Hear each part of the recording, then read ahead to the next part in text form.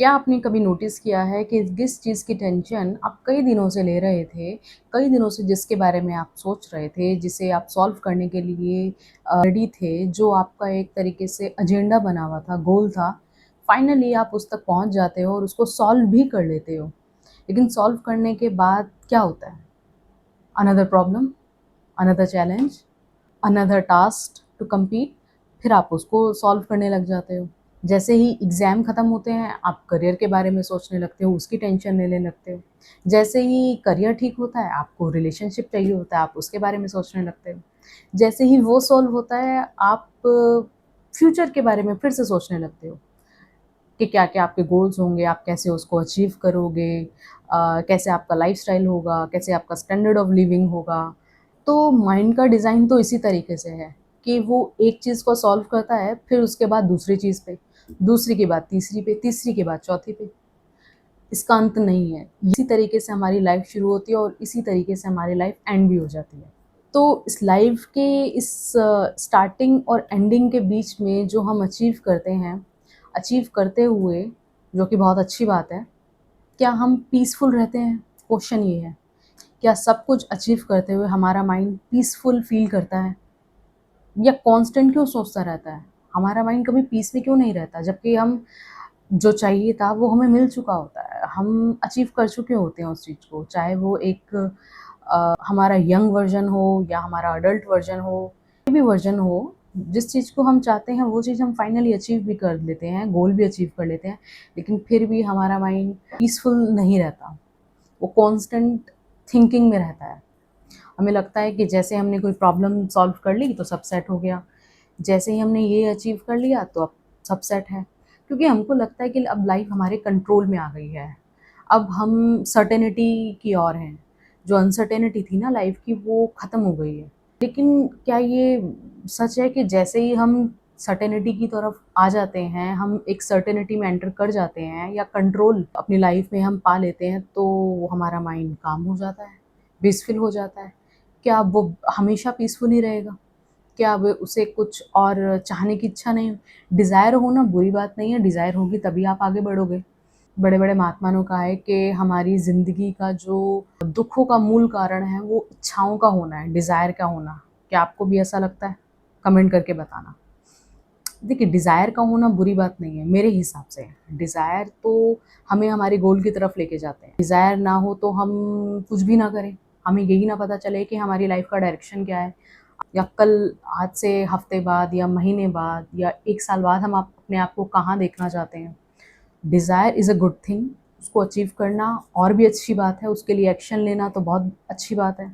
लेकिन आज question main ये है, क्या ये सब कुछ करते हुए आपका माइंड काम रहता है, पीसफुल रहता है? एक पीस कभी भी सर्टेनिटी से नहीं आता कि आज के हमें अपनी लाइफ़ के अगले 10 साल का सब कुछ पता है और हम पीसफुल हैं, ऐसा नहीं होगा। और अनसर्टेनिटी है तो हमारा पीस गायब हो जाएगा, ऐसा भी नहीं है। कि ब्रेन का जो डिज़ाइन है वो कभी भी हमें पीसफुल फ़ील कराने के लिए नहीं बना है। ब्रेन हमेशा से जो एग्ज़िस्ट किया है, जब से ह्यूमन सिविलाइज़ेशन आई है, तब से यही है कि ब्रेन का काम कभी भी ये नहीं था कि हम पीसफुल फ़ील करें, काम फ़ील करें।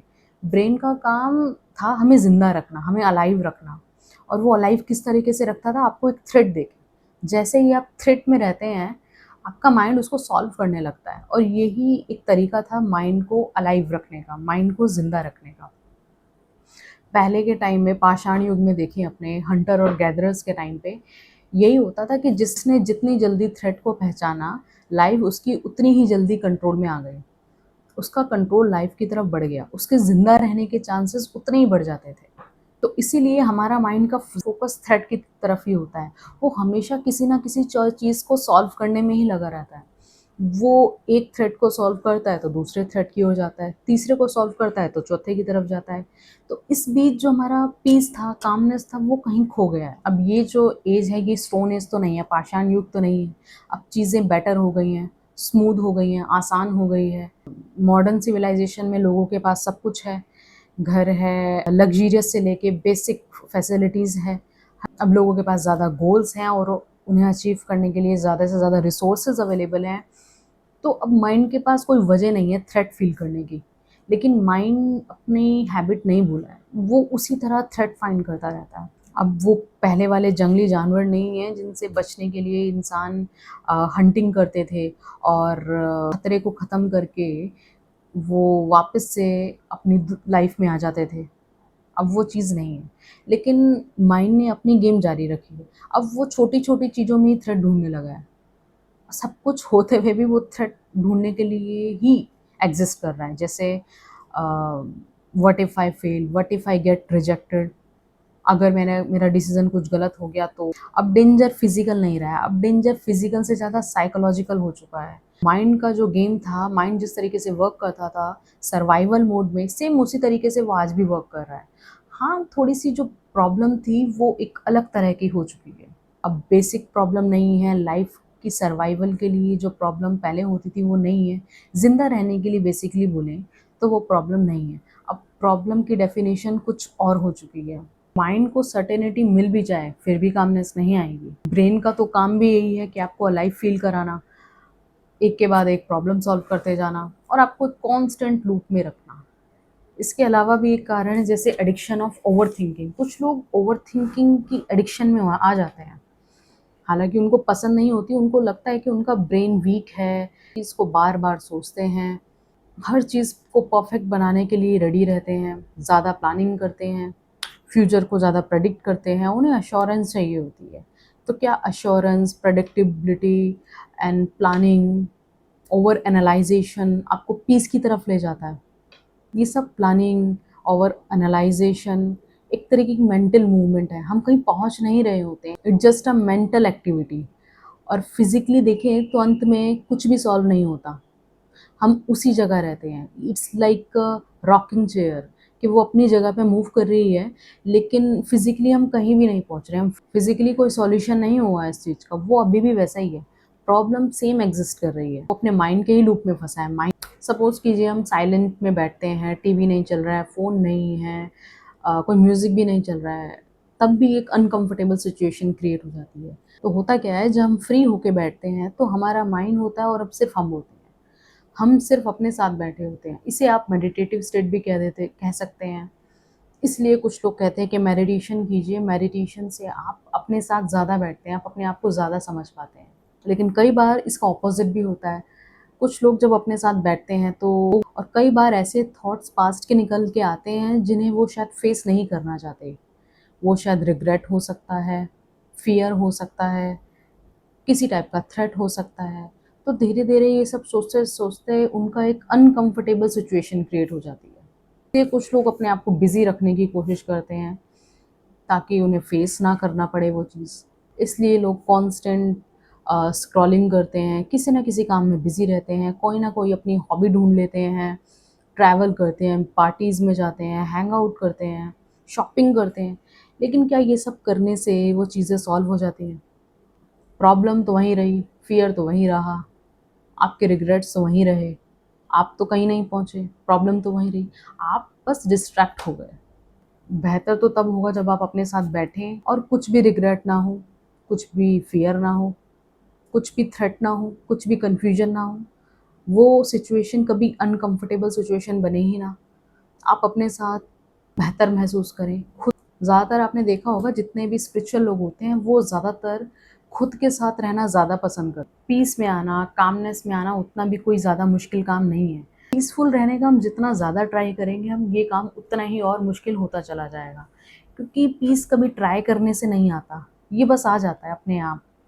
जैसे हम सोने की कोशिश करते हैं और बहुत ट्राई कर रहे होते हैं, फिर भी नहीं सो पाते, क्योंकि नींद कभी ट्राई करने से नहीं आएगी, वो अपने आप ही आ जाएगी। तो अगर हम एक्टिवली ट्राई करेंगे कामनेस में आने का, पीस में आने का, तो शायद नहीं आ पाएँगे। रियल पीस तब नहीं आता जब हम अपने थॉट्स से फाइट करते हैं, उन्हें लड़ते हैं या खराब थॉट्स को अपनाते ही नहीं, उन्हें एक्सेप्ट ही नहीं करते। रियल पीस तब आएगा जब हम अपने थॉट्स को अपनाएँगे, लेकिन उनके स्लेव नहीं बनेंगे।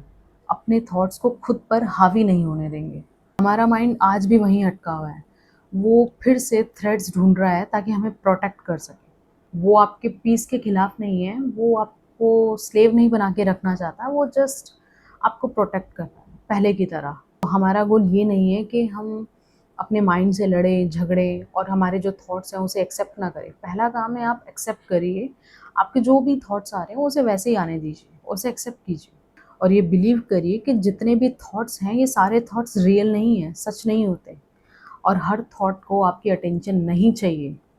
हर थॉट अर्जेंट नहीं है, हर थॉट का मतलब ये नहीं है कि उसे आपको सॉल्व करना है, कि ये कोई प्रॉब्लम है। हमारे दिन में तो कितने थॉट्स आते हैं, अगर सबको हम अटेंशन देने लगे और सबको सॉल्व करने लगे तो जीना ज़रा मुश्किल हो जाएगा और पीस कभी नहीं मिलेगा। पीस का मतलब एब्सेंस ऑफ थॉट नहीं है, पीस का मतलब ये नहीं है कि हमारे विचार ही ना आएँ, थॉट्स ही ना आएँ, वो तो आएँगे, हमेशा से आते थे, आते हैं और आते ही रहेंगे। तो इसका मतलब आप कभी पीसफुल नहीं रहेंगे। पीस का मतलब ये जानना है कि ये जो थॉट्स हैं ये हमें कंट्रोल नहीं कर रहे हैं, हमें इनका स्लेव नहीं बनना है। I hope this video will help you to change your perspective. कई बार हमें ज़्यादा इन्फॉर्मेशन की ज़रूरत नहीं होती, कई बार हमें हमारा पर्सपेक्टिव शिफ्ट करने की ज़रूरत होती है। आपको क्या लगता है, आप क्या करते हैं जब आप पीसफुल नहीं रहते, जब आपका माइंड काम नहीं रहता? आप कौन सा तरीका अपनाते हैं? कमेंट करके ज़रूर बताना। मिलते हैं अगली वीडियो में।